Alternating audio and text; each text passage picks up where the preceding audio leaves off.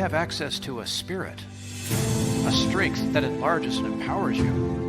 Even better, you don't need to wait for the next big movement. You can heal the world. It's time for governance by grace. Welcome to Gracearchy with Jim Babka.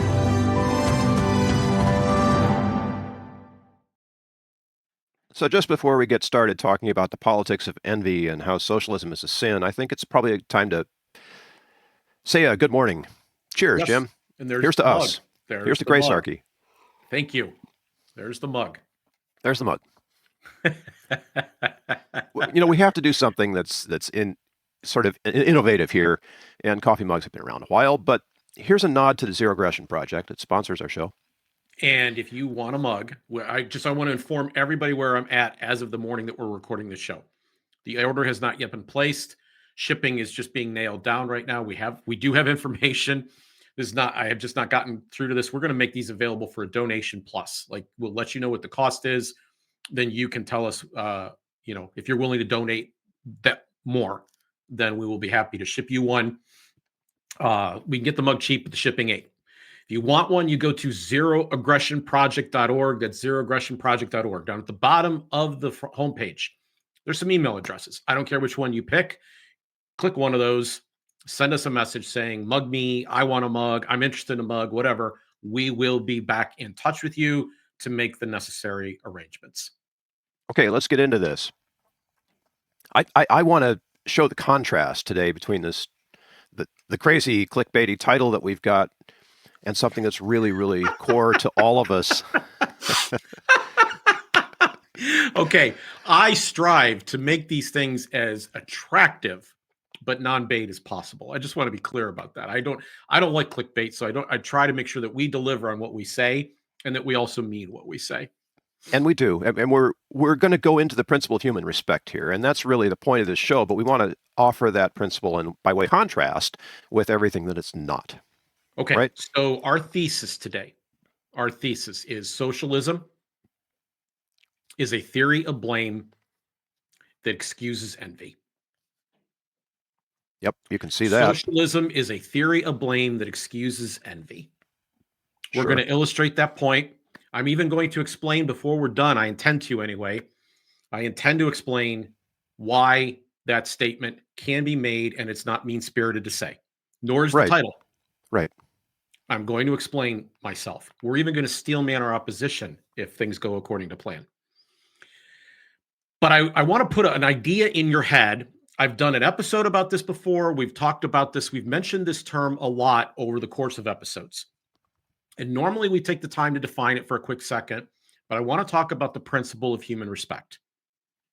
So let me say what a principle is first in this context. A principle is a cause and effect relationship that you can observe in nature. One thing happens, another thing follows.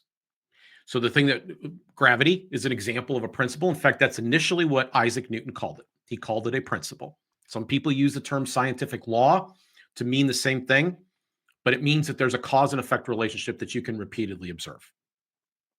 The human respect principle says that anytime violence or theft is used against a person, their happiness, harmony, and prosperity declines. You can find one, two, or all three of those things happening every single time.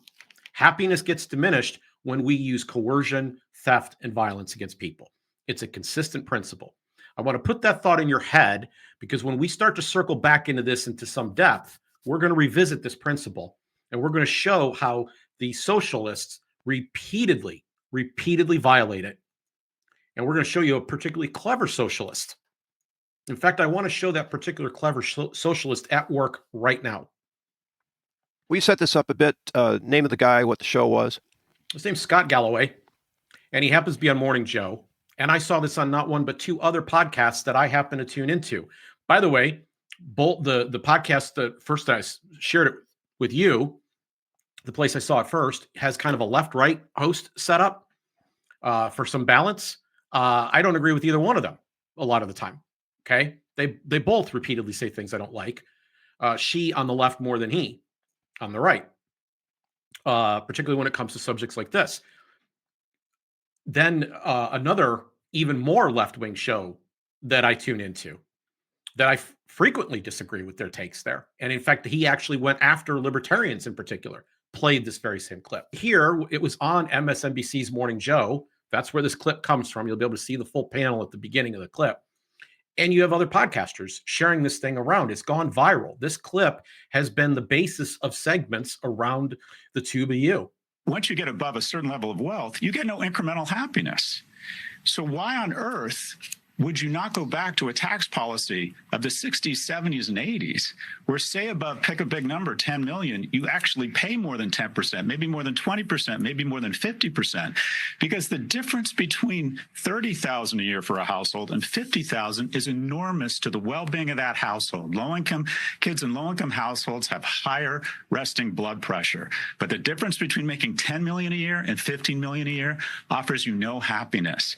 But these individuals have weaponized government, and we risk revolution, whether it's CEOs being murdered in the street, whether it's a Me Too movement that had righteous components of it, or Black Lives Matter. What are these movements? They are targeting the wealthy. We are in the midst of a series of small revolutions to correct income inequality. And the reason we put an insurrectionist and a rapist in office is because for the first time in our nation's history, a 30-year-old man or woman isn't doing as well as his or her parents were at 30. Why? Because the majority of households are having the oxygen sucked out of the room, such that a small number of individuals and a small number of companies can be worth more than nation states. Income inequality is out of control. Our tax policy has gone full oligarch. So, Bill, I watched this segment, and one of the joys I get out of it is seeing that a large operation has technical problems in the operation of their stuff too. The sync is off in the video when they posted it to YouTube. That's kind of funny to me. And then even funnier is that they've got somebody so mic'd up and still hot and on that you hear. Yeah, you can hear the heavy breathing. Yeah, and I'm wondering if that was another one of the panelists who was expressing frustration. They just couldn't keep it in them. I don't know, but they had somebody tuned a little too hot there, or when they should have been operating a mute button. That cracked me up. But I want to hit some things that he said specifically before I deal with the bigger philosophical point. Right. Take us through this history lesson, because he's got some things wrong. He's really totally wrong. Well, or he's interpreting facts in a way that I think there are better explanations than the ones that he's offering. Okay, I'll go with that. Okay, either way, it's fine. But that's kind of the direction I'm going with this. So first, he says, can we go back to the tax policy of the 70s, basically? It's like people don't remember what life was like. They have such a short memory. There were gas lines. We had the collapse of our factories and our inner cities going on. I mean, they were plummeting into despair. New York City was a dark hellhole. If you go and you watch movies that were filmed in inner cities in the late 60s, early 70s, the dirtiness of it was profound compared to what things are like now. It's just amazing that anybody would say, the good old days were the 1970s.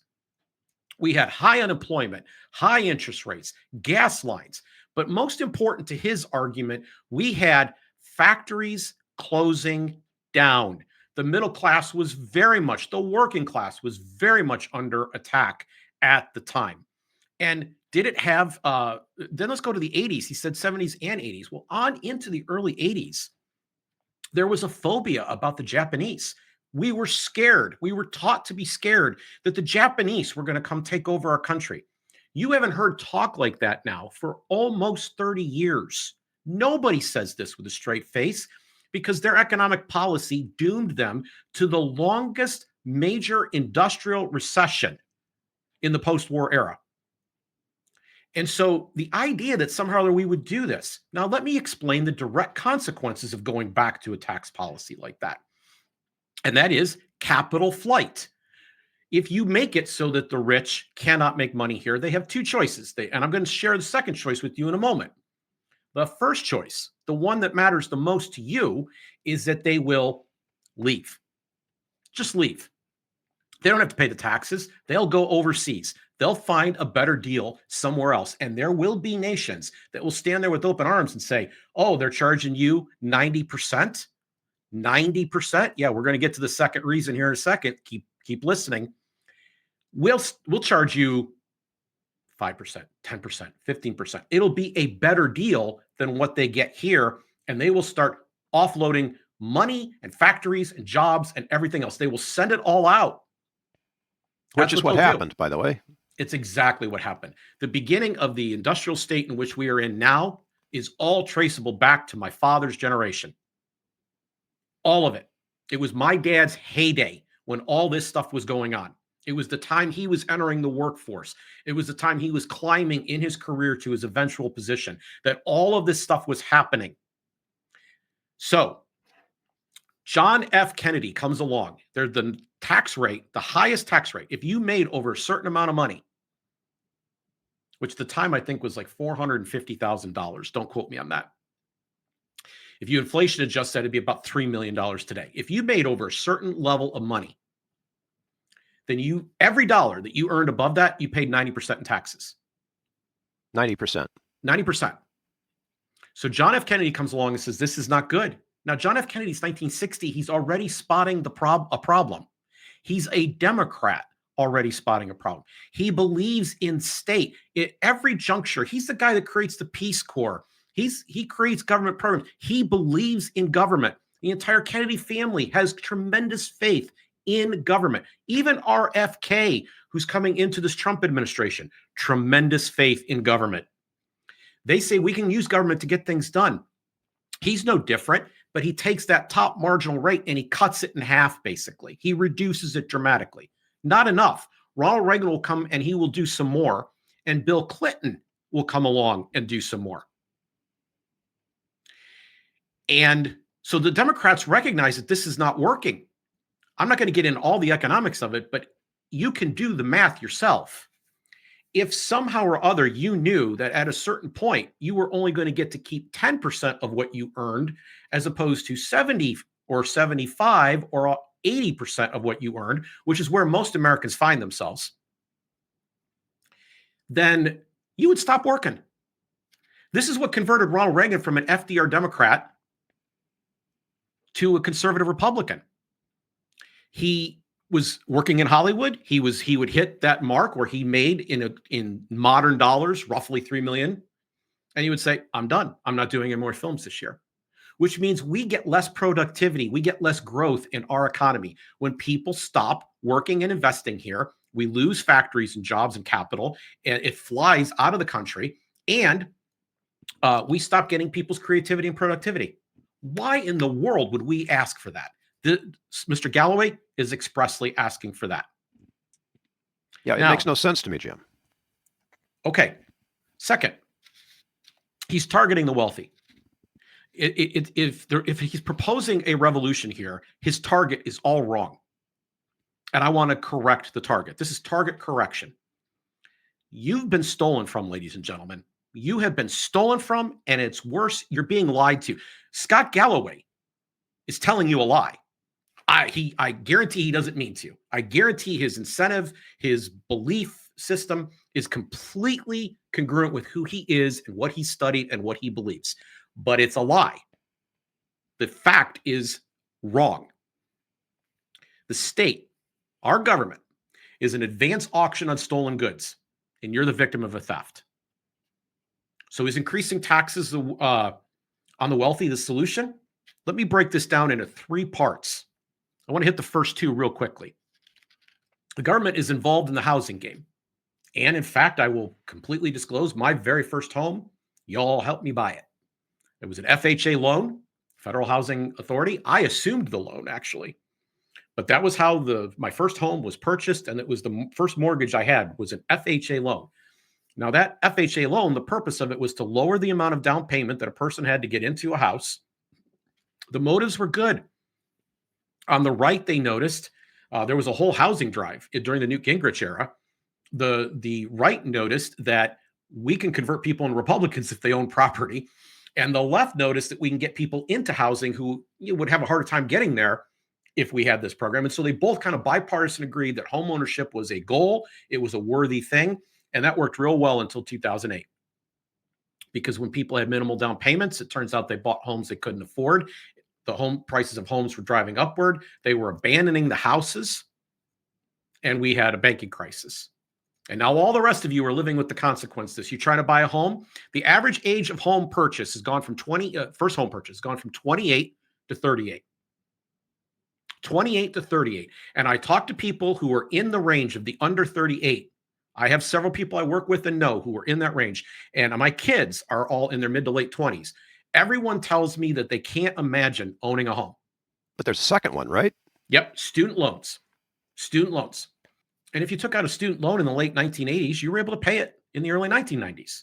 You paid it before you got married or before you bought your first home or shortly thereafter. But now that's not true anymore.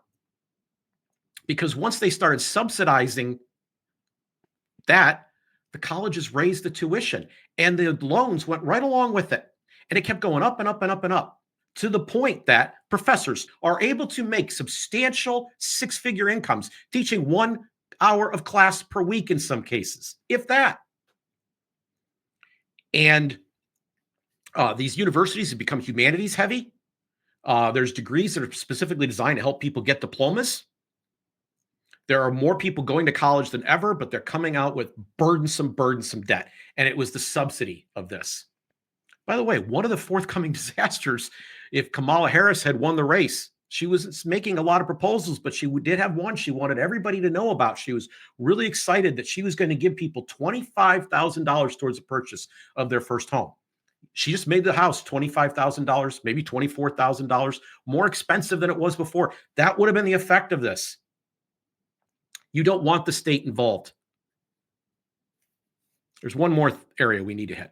Yeah, they're involved in 3 places. This is the worst. And this affects everyone. Like the housing, the schooling, it's hitting the younger generation particularly hard. The ones that he's talking to there, that Scott is speaking to. But the last one, if you could please put up the graphic that we had, Yeah. Henry Ford. These numbers are already outdated. This was just recently reshared, but the math is actually worse than what you see here. But we'll stick with it because even as bad as this is, as this report is, and for the people who are listening, here's what it says. Henry Ford paid his workers $1,560 per year, $5 a day with a day off. Folks, we're not going to get a rabbit trail. There actually was a series of incentives and monitoring that he did and meddling in people's social lives to get the $5 a day. It was about 60, the actual wage was about 60% of that, but it was possible to make $5 a day. And that was, if $5 a day at that time was worth 75 ounces of gold. You could have purchased 75 ounces of gold with an annual, with an expenditure of 1,560. 75 ounces of gold. It says, it goes on to say, Henry Ford's unskilled labor workers made $142,500 per year. You were being robbed. In other words, if they could have taken $1,560 and it had held its value in gold, it would have been worth $142,500 a year. But everybody has noticed extreme inflation in the last several years. The government completely underreports these numbers because of the way that they calculate this number. They assemble a basket of goods and they assemble it in such a way that it continues to favor their programs. Let's just keep it that simple. Yeah, keep it simple. That's oversimple. And the actual number, that 142.5, is actually just crossed the line of 200,000 based on the current price of gold as I'm sitting here talking to you now. So an unskilled worker in a Ford plant should be making 200,000. Their starting pay is less than 60. 2/3 of what you should be making, you are not making. We're all making only 1/3 of what we should be making if the dollar held at a steady value.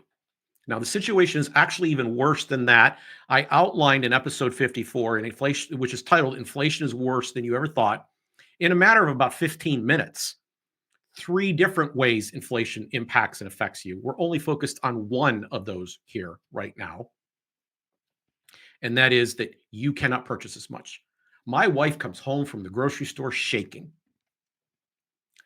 Eggs are $5.50 where we're at right now. If you can get them. If you can get them. She found a place that was selling. That's actually the truth. There was one place selling them for $6, another for $5.50. Limit 2 dozens. Yep. What the heck? And you say, well, that's just eggs, Jim. But you could go down the line throughout the store. Everything, soda pop, everything. It's all gone up in price dramatically. I couldn't believe, I went with her back in December. I couldn't believe how much soup was. Blew my mind how much soup was. You kidding me? Soup used to be the type of thing. My uncle tells this story where they sold carnation milk in a can for 10 for a dollar when he was working. Okay. We have lost purchasing power faster than our incomes have risen. Why? Why? Well, because our government is engaged in deficit spending. So much so that we've crossed $34 trillion for the federal budget. And so much so that if we took the annual interest payments on the debt and we said, we're going to assess everybody right now, this instant, we got to get rid of we got to pay the interest payments. We're just not going to pay down the debt. We're just going to send you a bill for the interest payments. It would be for every American. It would break down to $4,300 per adult. $4,300 per adult. So that's where the robbery is happening. And that printing of that money that has benefited the politicians and all the constituents they're taking care of has resulted, the size of this government has resulted in a burden on you. Inflation, ladies and gentlemen, is a tax. You pay it when you go out to buy things, and it hits staples, including eggs. This is not happiness economics. No. No, not even close. So now we're going to come back and have a more philosophical discussion, if we could, please. I can do philosophy, sure. Okay. Because I want to get at the root of what is going on here. I said at the top that socialism is a theory of blame that excuses envy. The blame here is being placed on rich people because some people have wealth you cannot yet imagine having. None of the people sitting on that panel are poor. All the people that were sitting on that panel are doing pretty well in life. Okay. There's people on that panel that are making millions of dollars per year. Okay. There were people on that screen that were making that much money. None of those people on the screen was probably making less than 6 figures. So we're not talking about anybody desperate or starving. When people talk about taxing the wealth, they're always talking about people making an amount of money that's somewhere in excess of some percentage, like let's say 10% more than they can imagine themselves making. Like I can see myself making X. Maybe I'll get a raise this year. Maybe I'll get a promotion. Maybe I'll change jobs. Maybe I'll start a business. I can imagine myself getting this. I have some friends that are even making that. Yeah, they're pretty cool people. But about 10, 15% above that, no, that's a sin. That's wrong. They shouldn't have that much money. Oh, nobody should have that much money. Why do you have so much money? So I want to talk about happiness because happiness matters. Every one of us has a drive to improve our lives. We want well-being.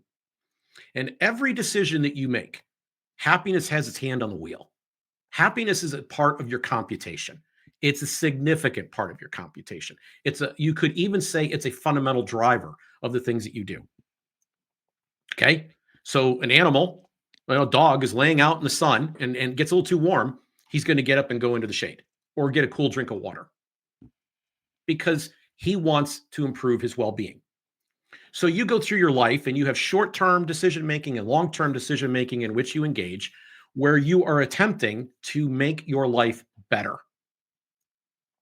And the decisions that are in front of you right now, you want the best one. It's a very, very complicated thing to get at because what people will do when I point this out to them is they will suggest like, oh, well, I sacrifice in X way, or I do this and it doesn't make me happy, because they're confusing this form of happiness with joy when what I mean by it is well-being, increased well-being. And they'll say, well, no, I only have bad choices in front of me. Well, that doesn't work either because you'll choose the one that's least bad. And there may be hidden considerations, values that you're not paying as much attention to. Like, why do you go and do something that appears to be sacrificial? Well, maybe it's because of a long-term goal, or maybe it's because of a personal value you have, and you wouldn't be able to live with yourself if you didn't do the right thing. I'm going to take care of my gripey old relative right now. Every time I do this, I come home upset and depressed, but I keep doing it anyway. Why? Well, because if I didn't do it, Servetus goes to the stake, right? And agrees to be burned. Why? Because denying who he really was somehow or other felt worse than being burned.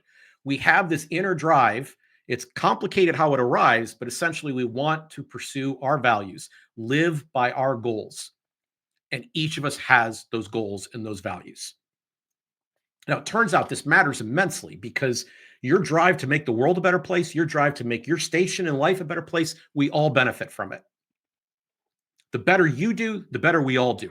In fact, GDP literally measures the increase in productivity. I'm not a big fan of this particular measure because there's a lot of cheat codes built into it and creates some bad incentives. But its fundamental premise or idea is that we all, by rising one tide, we rise all. Everybody gets to move up. Everybody does a little bit better. It's one of my primary reasons arguing in favor of immigration. So now let me remind you of the principle of human respect, because it says it will always go down. Happiness will always go down when someone experiences coercion, theft, or violence. And what does the state do? Except sell coercion, theft, and violence to the highest bidder. We will compel people to do this. And we have people who wear guns on their side who will ultimately enforce it. And if someone's sufficiently uncooperative with our agenda, we will kill them. Coercion, theft, taxation is theft, inflation is theft, and violence. So, Bill, have you ever heard of the broken window fallacy? So this is very interesting. I have not. Explain, please. Okay. This comes from a guy named Frederick Bastiat, and I get it from a guy named Henry Hazlitt as well. Here's the story. You own a shop, Bill. You're a baker, and you have a large display window in front of the shop.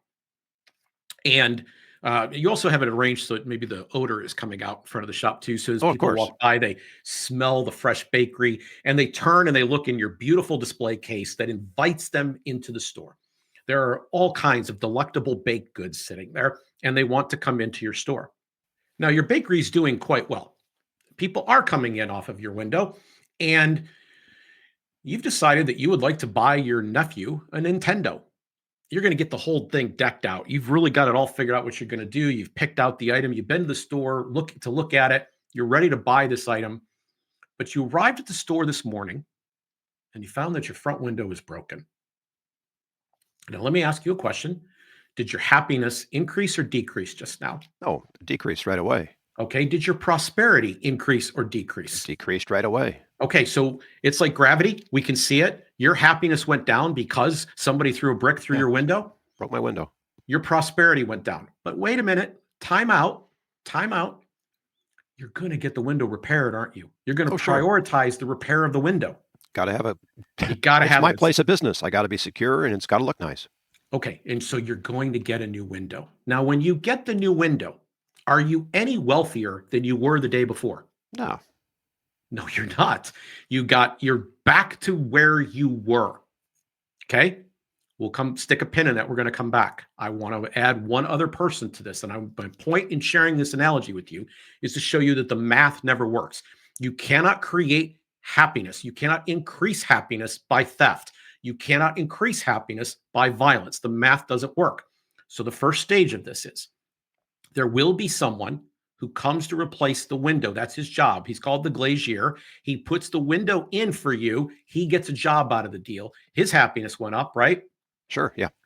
But his happiness went up and your happiness went down. So we didn't see an increase in happiness there, did we? Net. Right. Net, it's the same.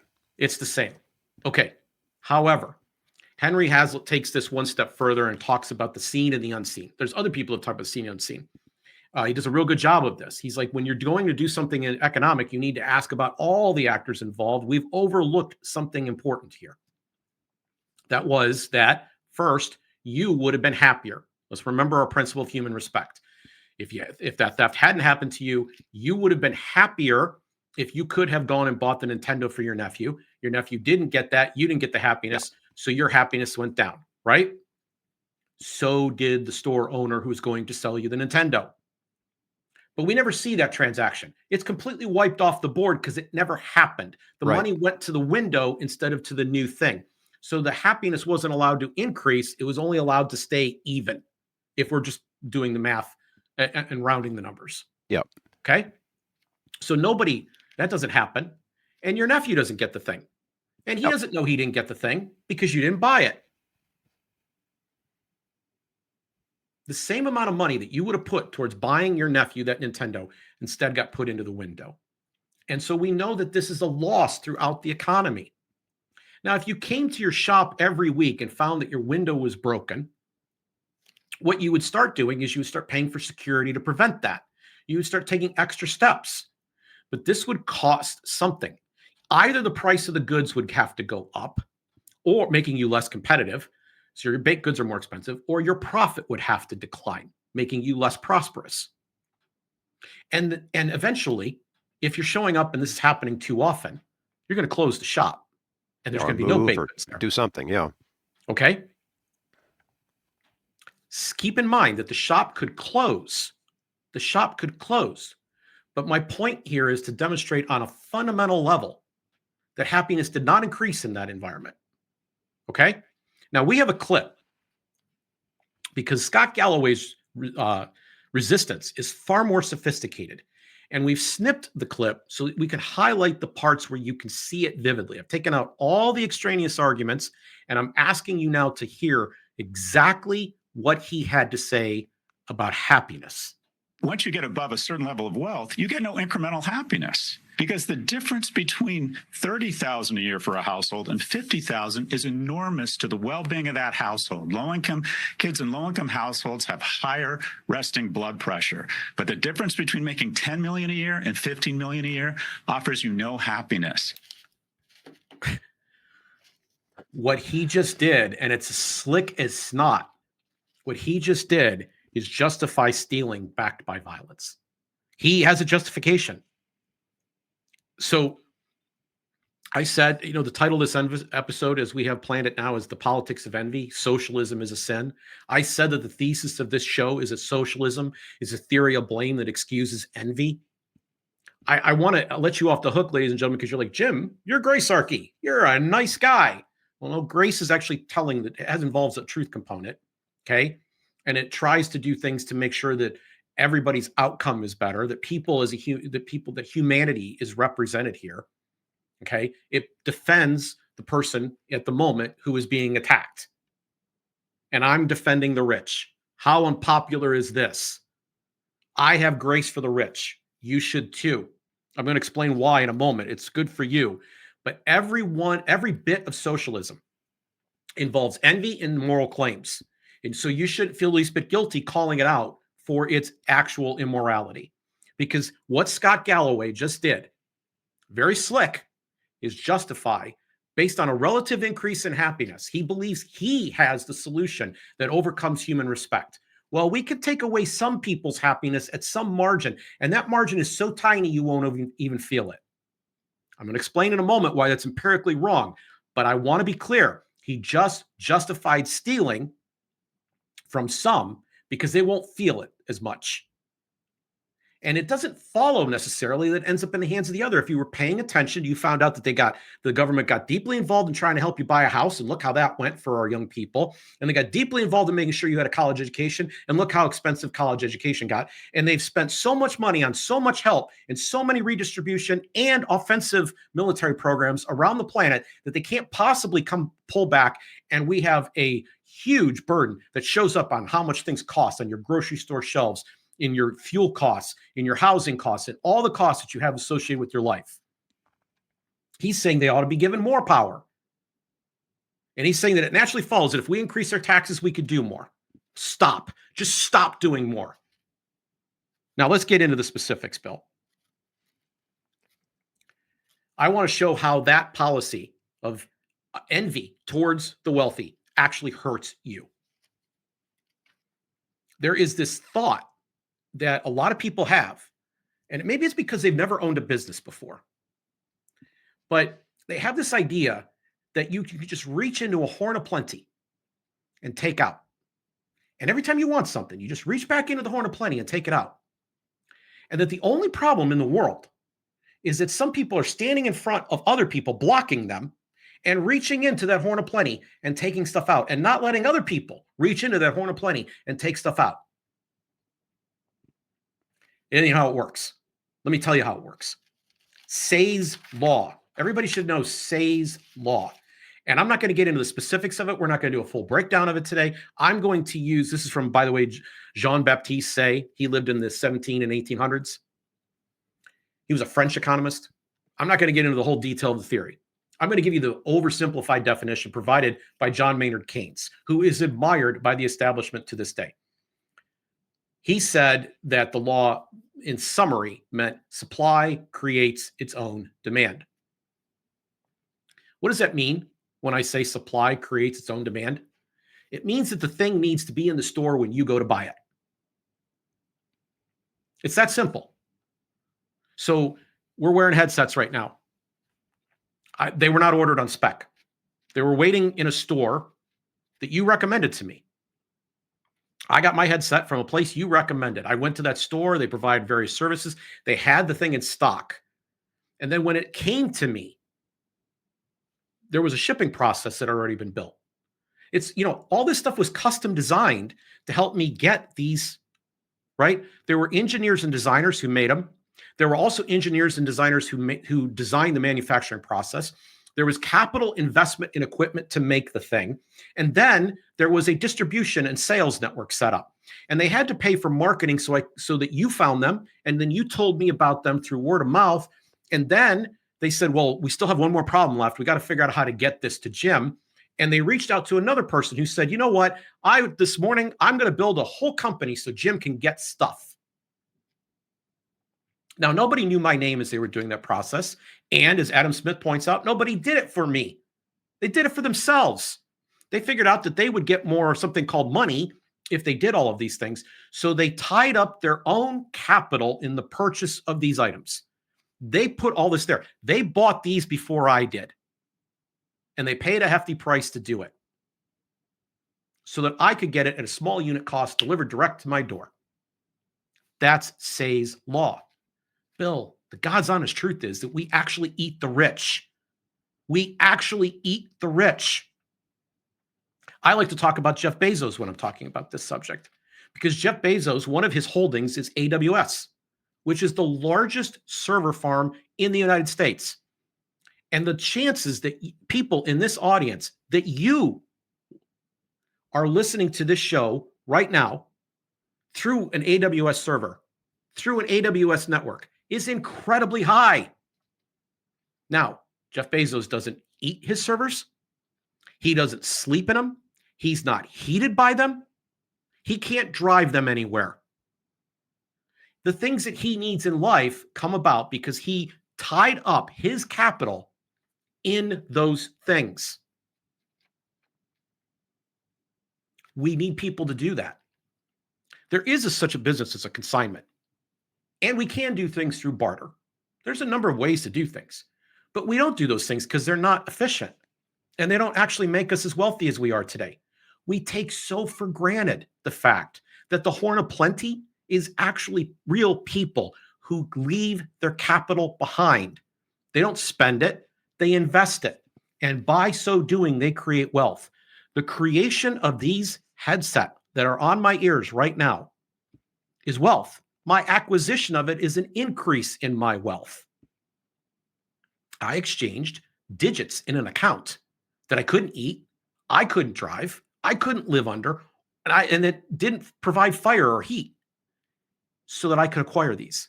So I have a thing now that I can use to do this show. This is a capital investment.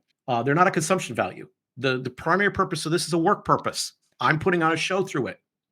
So even I am investing. Ladies and gentlemen, you didn't pay for my headset. You're able to watch this show without having paid for my headset. We make it available free of charge. We eat the rich. What our friend Mr. Galloway is proposing is that we eat more of the rich, correct? He's actually saying that the state should be able to eat the rich. and that somehow or other magically this will all be to our benefit. There's very little evidence that it will be. We see how much money we're spending right now and how little effect we get for it. And there's no way that there aren't people being cut up. And, when he uses the term oligarch, that's a loaded statement. It may even be right. There may be people who are rich at the expense of the rest of us. That may exist. It may be that the state has put them there. I'm not denying that. In fact, I want to steelman him as much as I possibly can. Okay. Because the arguments against what I've said break down into two parts. One is called consumption, and the other is called hoarding. Okay. Yeah, I see where you're going here. Okay. Hoarding is considered a sin. Yeah. And in fact, the way it was described on one of the two shows that I saw this clip on was that the rich, they hoard this money. They just sit on it. It's like this. They're all Scrooge McDucks rolling around in gold coins all day. Oh, and they throw it up and they sleep on it. And life is just so good for them, right? They're just doing that all the time. I've said this before. I have a billionaire in my life. So I get a chance to see how he handles his resources and what he does with his time. He's no Scrooge McDuck. Oh, he has some nice things. There's no doubt about it.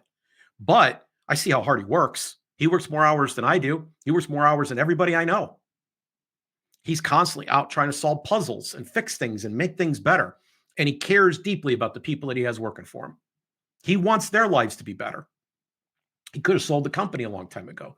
He said, I can't. It's like my family.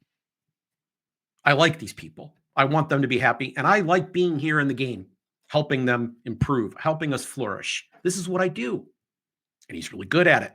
And if he wasn't good at it, someone would come and take his position. But that's hoarding on the left. Oh, you've got that money socked away in an account. You're buying Bitcoin with that. Well, now, wait a minute. Their argument on the left boils down to this, that what makes the economy move isn't Say's law, it's consumption. That people need to buy things. If somebody doesn't buy anything, nobody's wealthier, they argue. It's all the buying that goes on. We need to make it so everybody could buy. So we should give people more money, just hand them more money. We could give them more money. And if we hand them more of this stuff without consequence, they will have greater purchasing power. And you say, well, inflation kicks into gear. Well, hand them more money. Well, more inflation will kick in. Hand them more money. We're just going to hand more money out. And if they have the ability to consume, everybody's going to be better off. But something needs to exist in order to be consumed. Somebody sooner or later has to make that investment. Otherwise, consumption goes away. You mean investment in capital investment in stuff that people want? Yes, it has to happen. Right. It has to happen. And the more money that we take from the people who produce the stuff, The producers, right? the less stuff we have. Right. And it turns out that it's fundamentally the equivalent of throwing a brick through the window. It adds no economic value, it increases no wealth, and we all lose. Now you could say, Jim, that's not fair. If we distribute all this money, certainly some good had to come out of it, and you're right. But it's a comparative advantage type of thing. What the real work of the people who have this money is figuring out how to do capital allocation, and they're good enough at it that they stay in the position that they're in. Sure, because they We've talked continue to about be that. producers. Right. So they say, we need a consumption-driven economy, and I'm saying, no, wrong. We want a producer economy, and we don't want those people going offshore and leaving and stopping investing here. We don't want to take so much of their money that their incentive to produce diminishes, even an iota. We want to do everything we can to encourage them to produce more.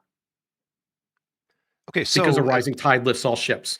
But they'll call this hoarding, Bill. They'll call this hoarding.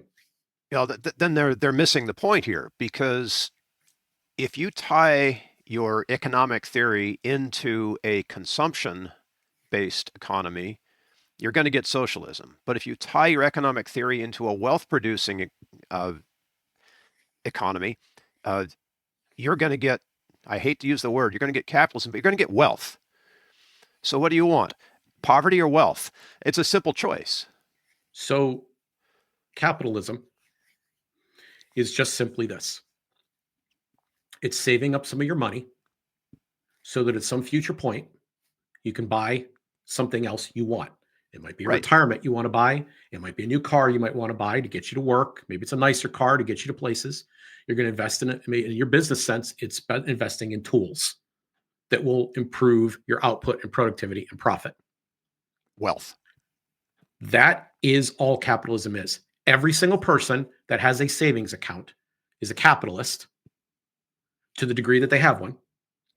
And one step further, if that's hoarding, is that hoarding? Should we be able to say that because you have money set aside that you are currently not putting into consumption, that you're hoarding? Like, that's the logical end of that argument. Now, you remember where I said that everybody only says this about people that make more than they can imagine making, yes. right? Right. The gentleman that said this out loud, I won't say his name. I don't want anybody to go, listen, I watch the show because I need to. You don't need to. It'll corrupt your mind. But when he made this consumption hoarding argument on top of Galloway, I'm sure he's got money in the bank that he hasn't spent this month. And he's hoarding. How dare he? Yeah. But he's like, no, I don't mean me. This never applies to me. It only applies to the people that I envy. Socialism is the blame game. Other people have stuff, and ergo, that's why I don't. I can blame people who have been successful for my failure to have. They're responsible for the situation that I'm in. It's the wrong target. So I want to close with this. There is a book that was written, I believe, in the 1960s by a guy named Helmut Schuck. I meant to have the book here as we recorded today. I forgot to bring it to the studio, but I'll put a link to it in the show notes. He documented in a thick tome. That's part of the reason I wanted to show it to you. He documented in a thick tome the corrosive effects of envy throughout history, how culturally this was a bad thing. So the myth of the witch, that we have to get rid of the witch, has its root and origins in envy. In fact, frequently, defenseless widows would be targeted, and that way their property could be divvied up and given to the victims of her quote-unquote witchcraft. It was a false charge for theft. Yeah.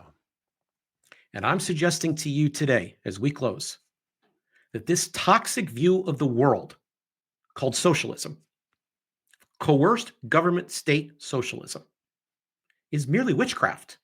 It's the blame of somebody else for my economic disadvantage. And ladies and gentlemen, that's not what's happening here. You need to look at the amount of money that is being spent to redistribute wealth throughout the economy. We can't feed this monster any longer. Consequences are coming due. You're seeing it in the prices that you're paying. You're seeing it in the student loan you can't pay off. You're seeing it in the expense of new houses for first-time home buyers. And I would suggest that we got to get off this train, and we should not just sit idly by while someone points and says, there be witches.